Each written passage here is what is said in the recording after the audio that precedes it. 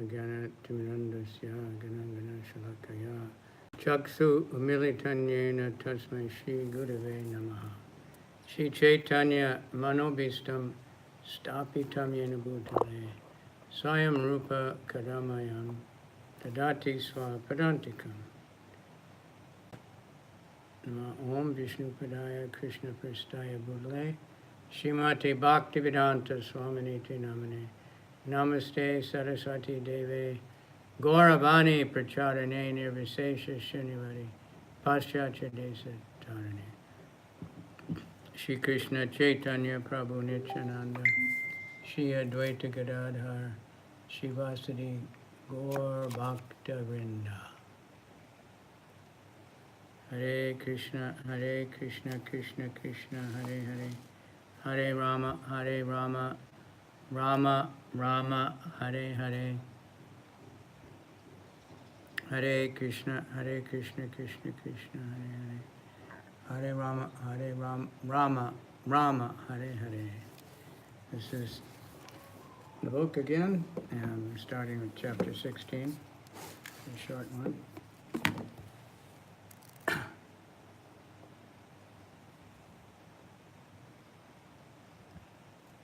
Mahaprabhu, like a golden mountain,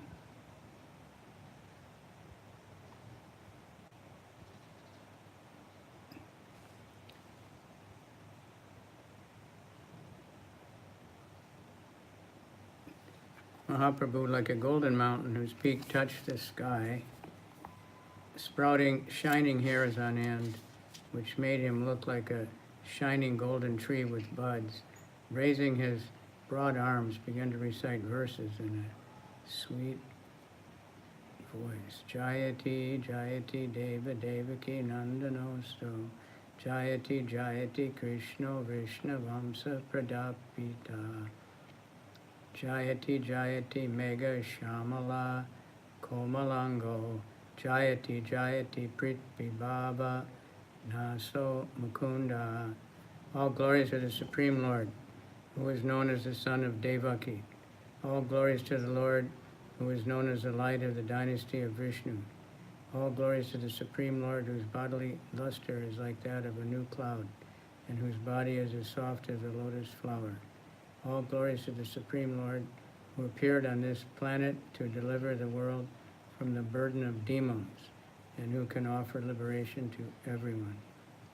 Jayati, Jayati, Janani Vaso, Devaki Janmavado, Yadu Vara, Parishat Swire, Dorbir Asyam Adharmam, Stira Chara Vijina Vya, Susmita Shrimukena, Vrajapura, Vanitanam, Vardayam, Kama Devam. Shri Krishna lives among the cowherd men and the Yadavas, and is conclusively both the son of Devaki and Yashoda. He is the guide of the Yadu dynasty and the cowherd men, and with his mighty arms he kills everything inauspicious. In Vraj, Mathura, and Dwarka, by his presence he destroys all things inauspicious for all living entities, moving and inert, and the suffering of separation from the inhabitants of Vraj and Dwarka. His blissful smiling face always increases the desires of the gopis of Vrindavan and the women of Mathura and Dwarka. His blissful smiling face always increases the desires. He remains eternally in the situation. Srimad Bhagavatam 10:90-48. Naham vipro na cha nirapatir napi vaisho na shudro.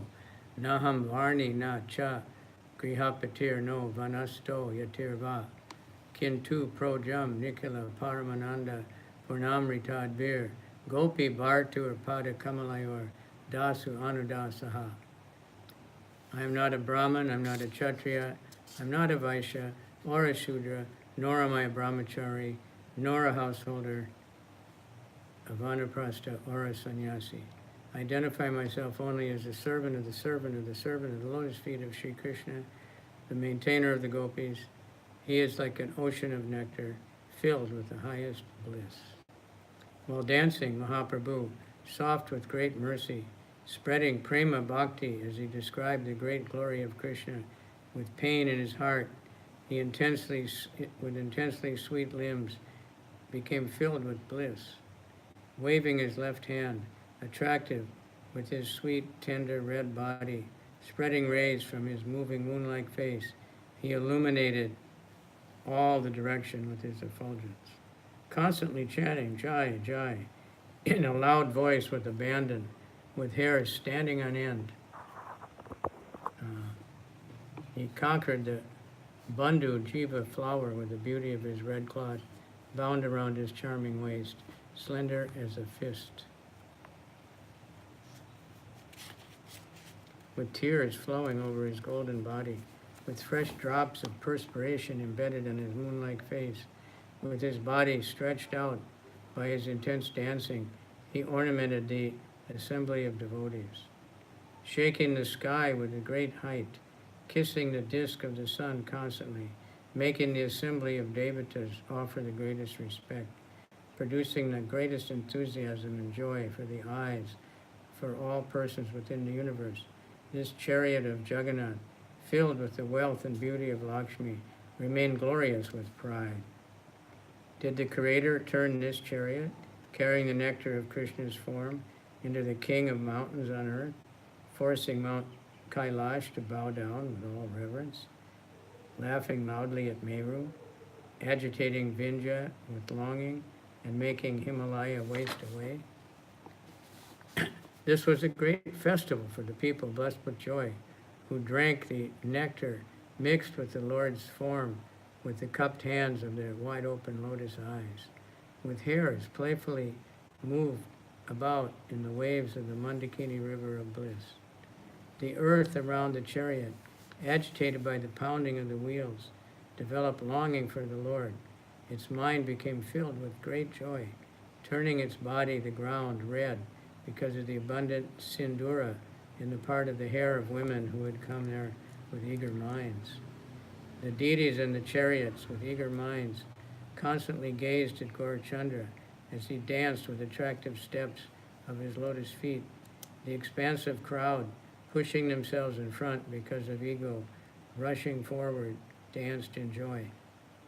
The clouds of dust which arose and spread from the turning of the shining wheels blocked the nostrils of the elephants of the directions, made thousand-eyed Indra, lord of Airavata, shed tears, turned the hair of the Devatas white, and caused the ocean to think there was a bridge over the ocean as the dust spread everywhere. As Jagannath happily went to Gundicha, Kurma felt pain in his body, and Shesha, with bowed heads, placing the earth on one hood after another, became fatigued. The ocean overflowed its shores with huge, agitating waves. May the collection of gems manifested during the chariot procession of Jagannath continually shine, defeating the beautiful wealth of Indra and his followers among all shining treasures. May the beautiful Lord, the ornament of ornaments, expand his fame unlimitedly. But moonlight Gauranga danced and paralyzed the minds of all people. The ocean of arts, the son of Sachi, was like an agitated lotus as he moved his feet with grace. May that pure dazzling effulgence, which tinged all directions, continuously increase within your minds. The sound of singing, accompanied by loud clashes of cymbals, was worshipped by the lotus faces of the directions as the sound spread out. That sound pierced the last shell of the universe. Who can measure how far that sound went? Whirling about unsteadily like a sweet wheel, like the moon decorated with a halo of sparkling rays, purifying the faces of all directions, completely with his tears, Mahaprabhu remained glorious while dancing. All directions resounded incessantly when he shouted loudly, Jai, Jai, Jayatu. What else could they do? Glancing with his red eyes in all directions constantly, he made the universe red with eagerness as he danced. He mocked the autumn moon, faulty with its spots, continually defeating it by the beauty of the foam emanating from his moon-like face. He surpassed Sumeru with the covering of new sprouts, by his body with hairs standing on end intensely.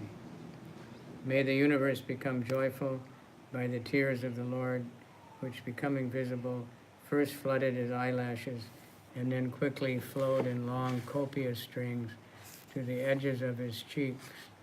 They then reached his chest and in 3 streams spread to the earth like pearls from a broken necklace.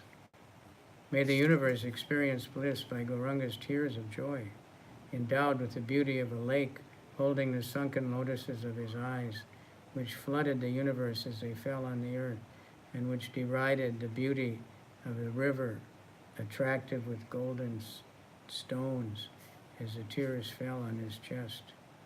The Lord shone, surrounded by a first circle of singers, surrounded by a second continuous circle of great devotees, surrendered to Mahaprabhu's lotus feet, including Kashi Mishra, who held hands in bliss. Outside this circle, King Prataparudra stood alone. Indra, Brahma, and Shiva did not experience their bliss.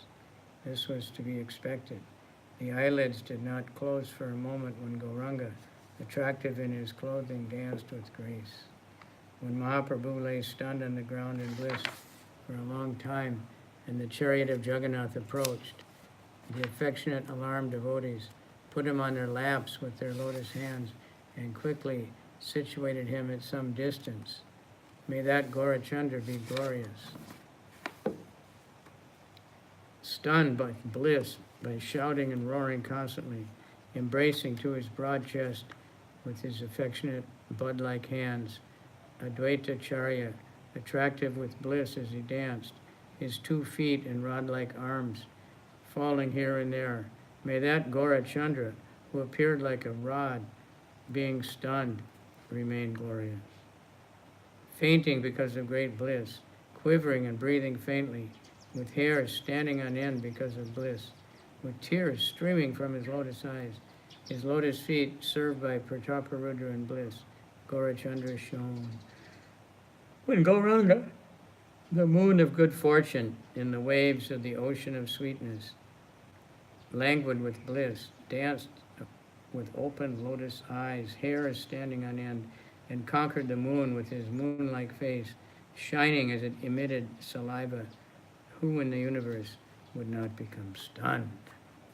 He was a wealth of sweetness in every limb, washed constantly by many streams of intense bliss, flowing from his eyes in bliss, with his attractive heart full of desire. When he continuously drank the full river of ras from dancing, he became agitated with joy and frequently trembled in bliss. He was a fortress of the highest bliss. In Puri, the best renunciate was called Damodar because he wore a string around his waist for his kopan. With intense desire, he seemed to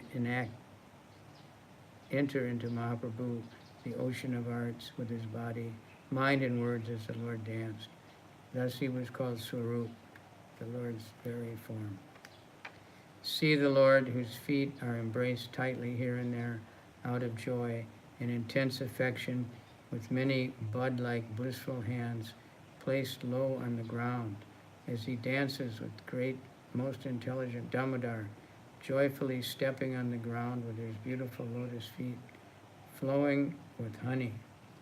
Kashishwar and other devotees, as well as Kashi Mishra, a vessel of great joy and repose, and Govinda, with hairs full of longing, all with hearts full of longing, accepted the nectar of his dancing with their eyes. Gracefully stepping with his lotus feet as he danced, happily embracing each devotee, shaking his head, kissing each one with great affection, placing his feet on their heads, the golden mountain remains glorious. There is verse as attractive as the Lord, full of beauty, fragrance, and great mercy, and difficult to achieve. While dancing, he placed his lotus feet on their hearts, and constantly kissed them. May he remain glorious. Affectionate to the Lord's lotus feet at every moment, holding these feet in his heart, drinking them with his eyes, tasting them constantly. Beautiful Gauranga remained glorious while dancing. He was as brilliant as the red lotus, washed with sweetness, which manifested on moving his lotus feet. He had shining hips and a broad chest, which supported the pastimes of his playful Lakshmi. Playing in bliss, he attracted the three worlds with the pure honey of his red cloth. Bright as a mass of fresh java flowers, he lifted his two arms gracefully as he danced with brilliance. He was most attractive, with a beautiful cord tightly tied, stuck to his waist, which was as thin as a fist. His body was covered with extreme goosebumps, and the plateau of his chest was flooded with streams of intense perspiration. He flowed with rivers of bliss, imitating the milk ocean, which caused transformations in his body. By relishing playful glances, which produced pastimes with the fickle gopis, his eyes became centers of lotuses for his devotees' vision.